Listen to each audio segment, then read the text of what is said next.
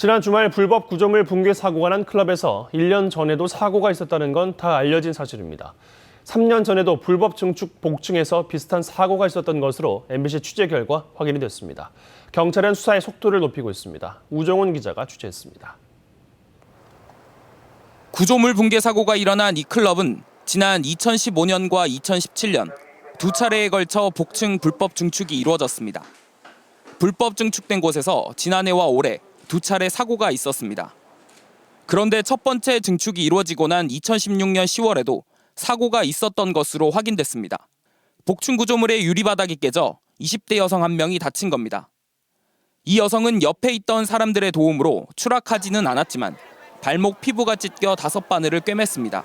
어떤 분이 일으켜 주셨는데 일어나서 이제 뒤를 보니까 1층이랑 2층이랑 이어진 그 공간이 이제 뻥 뚫려가지고 그 사이에 다리가 이제 빠져 있었던 거예요.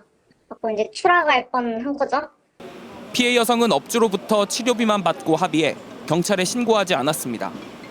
업주는 손님이 다치는 사고가 났는데도 다음에 추가로 복층을 불법 증축했고 이후 더 큰 두 차례의 사고로 이어졌습니다.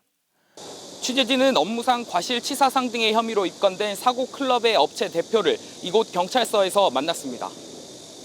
경찰 조사를 받고 나오던 대표 A씨는 사고가 났는데도 불법 증축을 계속한 경위를 묻자 죄송하다는 입장만 밝혔습니다.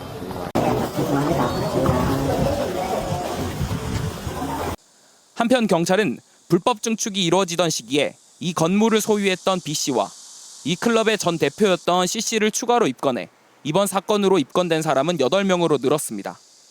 경찰은 또 일반 음식점에 춤을 허용하는 조례를 대표 발의한 전직 구의원과 구청 관계자 7명을 조사하는 등 특혜 의혹에 대한 수사에도 속도를 내고 있습니다.